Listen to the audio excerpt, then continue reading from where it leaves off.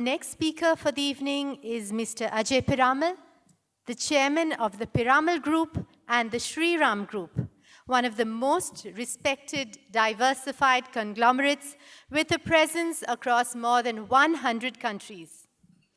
Applauded as one of India's leading entrepreneurs, innovators, and philanthropists, Mr. Ajay Piramal has enabled the Piramal Group to evolve from a primarily textile-centric business to a multi-billion-dollar conglomerate with diversified business interests across pharmaceuticals, packaging, financial services, information management, and real estate development.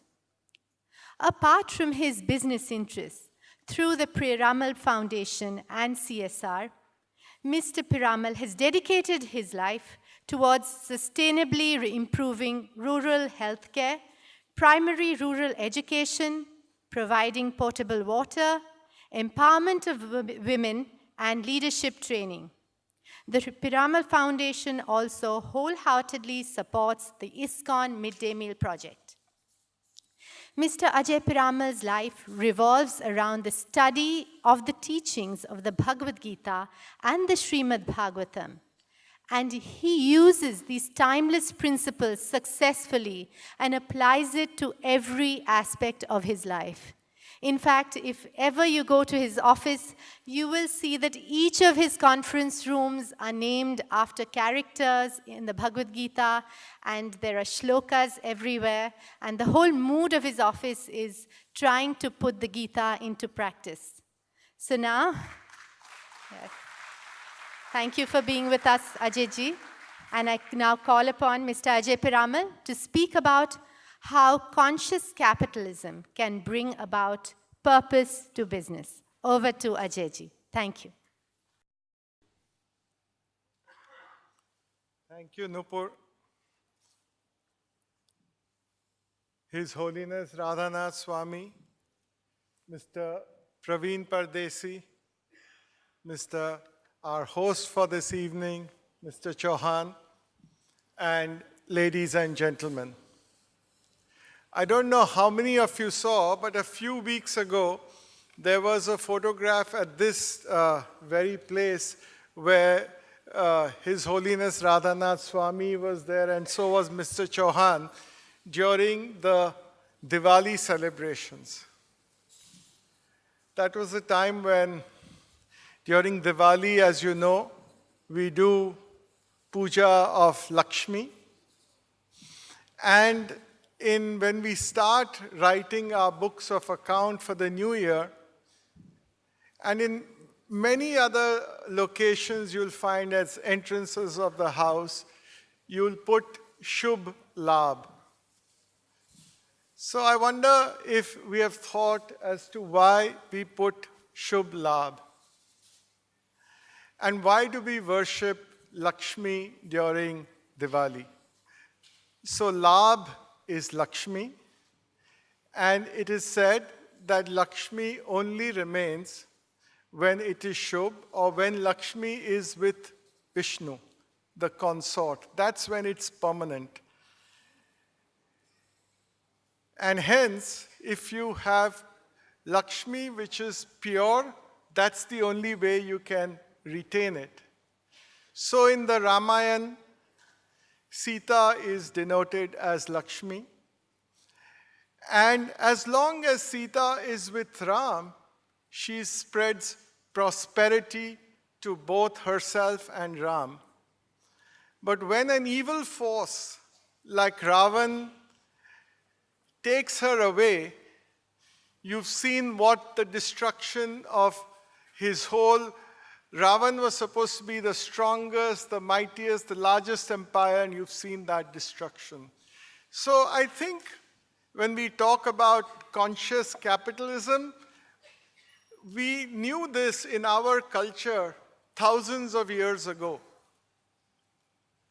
Coming to the present world, every year there is a forum in Davos where all the CEOs of large, important global companies meet. And every year, they have a survey which is done by PwC as to see which are the most admired CEOs of companies. There are many companies who are in the pharmaceutical industry who come to attend Davos. But I really feel upset when I see that amongst the top 100, the most respected CEO of pharmaceutical company probably ranked somewhere in the bottom 25%. In spite of all the good that pharmaceuticals have done to us, I mean, our longevity has gone up in every part of the world. People are now talking of living beyond 100 years, and yet we find that the industry and their leaders are not respected. What is the reason for that? And I'll just give you an example. Recently, I don't know if you have read, but there are two companies a lot in the news in the US. A company called Valiant, where they got a new CEO, and there was a drug which was a life-saving drug. And this person, the day he entered there, because there was no competition, increased the price by 3,000% overnight. If we do things like this, I wonder if you can really be called is that conscious capitalism? Does that help in the long run? No, because I mean, he was hauled up by the Congress, the US, and really hammered down.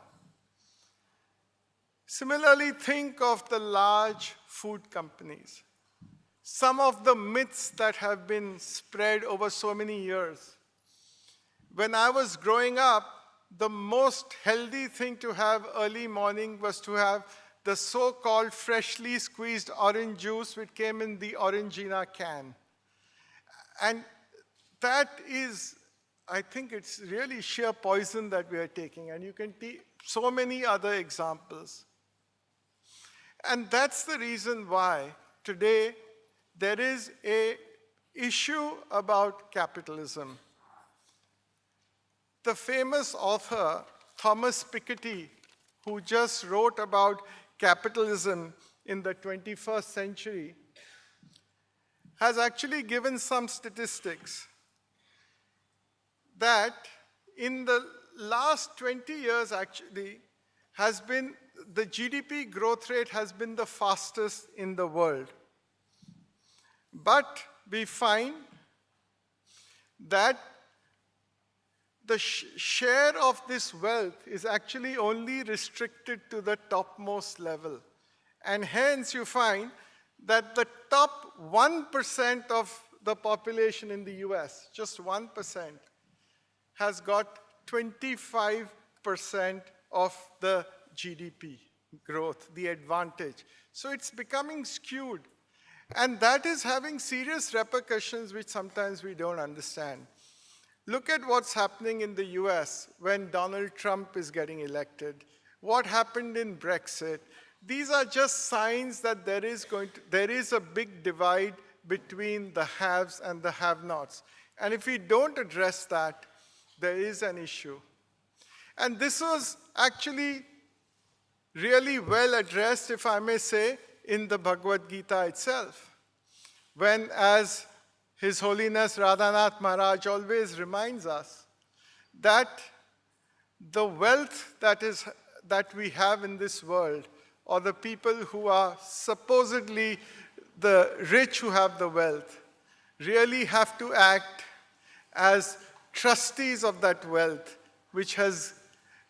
it is really owned by the Lord, and it is for the benefit of entire society.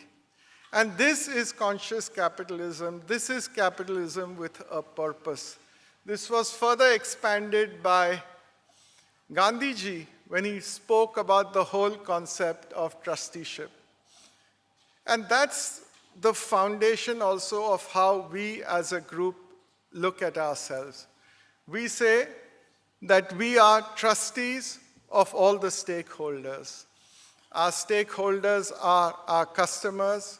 Our stakeholders are our shareholders, employees, and society.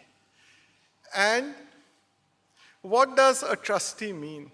A definition of a trustee is that usually there is somebody who gives you a certain amount of wealth. The job of the trustee is to see that this wealth is preserved and it is increased, and finally, that is given for the benefit of all its stakeholders. So, does it mean that all its stakeholders means that you don't look at profit? No, I think profit is very important. Sometimes we get mixed up, I think, that when we talk about taking care of stakeholders, profit is not important. It is. In fact, profit is in some ways the oxygen that you need for a body to survive. So for any business, if you don't make profit, you cannot survive. But oxygen is not the reason why a person lives. It's essential to have oxygen, but that's not the reason for a person's existence. Similarly, I would say it's for profits. Let me give you a few examples of how trusteeship has helped us. We say that we are trustees for our consumers, or we will do things which is in the best interest of consumers. We are in the real estate industry where we develop real estate for consumers. As you know, the real estate industry has not a very good name. I think all of us have bought houses sometime in our lives or will buy houses sometime in our life. And you know how challenging it is to buy a house and get it on time. And for a developer to really deliver everything that person promises. The famous movie Khosla Ka Ghosla is just one example of that. So what did we do? When we started developing, we said we call what is a Piramal assurance, where anybody who is not satisfied or with what they are getting, or they feel there's a delay different from what we have promised, they have the right to get back their money of what they've invested in. So this, people would have thought, would be a huge cost. But actually we found that when you practice this concept of trusteeship, you actually gain. And this meant that we got many more people booking our flats than anybody else would have. Because at the end of the day, we believe, and I've seen this many times, that values actually create economic value for people as well. So when you are serving society, you would say that that's a cost that you are incurring. But we find that the goodwill that it generates, and Mr. Chauhan talked about happy employees, how employees really get motivated to work in an organization which is value-based and which does work for society. You get their greater commitment, you get them to work for you long, there is no attrition, and there is a higher level of motivation and pride. Similarly, as I said, when we talk about trusteeship for employees, we found that whenever we've been pretty fair and transparent with employees. And as you know, in business, there are good times, some businesses don't do well. So we hire people, at times we've also asked people to leave. But if you deal with them fairly, that in spite of all the tensions and you hear of strikes, we've not had them, only because people know and trust us that we will do it for their best interest. Therefore, values have always created economic value. Looking at our last group of stakeholders, which is the shareholders, we can say that in the last 28 years, I can say that we have given a return to our shareholders which is a 30% annual growth in their value. I think it is amongst the top 10 companies in the country to have done that consistently. And it's only because, as I said, it's because we've practiced a value-based. And hence, I think, businesses which have a very critical role to play in society and which have, actually they are the most important somewhere institution, have a big role to play. And hence we talked about purpose. The purpose that we as a group have, and that was inspired by Radhanath Swami, is doing well and doing good. So everything that we do, whether it's in business, whether it's in philanthropy, should be done well, it should be doing good, and it should make a positive difference by serving people and improving it. Why do we say that it's important that we have a purpose which talks about doing good? And I'm only going to end with a poem which is by a Tamil poet called Aviyar, and I'm just reading its English translation. And that's why we believe in our purpose, that doing well, doing good, and making a positive difference. So I want to just quote, "It is very rare and a great opportunity to be born as a human being. Maybe after several births, one is blessed to be born a human being. It is still more rare that we are born without any physical, mental, or other disabilities. Even if you are born with all the facilities intact, it is also rare to be educated and given an opportunity to gain proper knowledge. Even if you have acquired knowledge and wisdom, it is rare for one to give wealth and also look for spiritual awakening. If one does dhan, wealth, and tapas, ultimately the gates of heaven will open for you and God will greet you to the heaven." So that has been our inspiration. Thank you very much.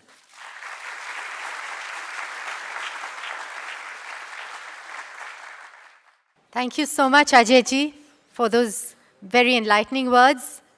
And truly, as you have said, the essence of conscious capitalism is the sense of trusteeship over ownership to create economic value in our businesses. And Ajay-ji, it was wonderful to hear and know about the Piramal assurance.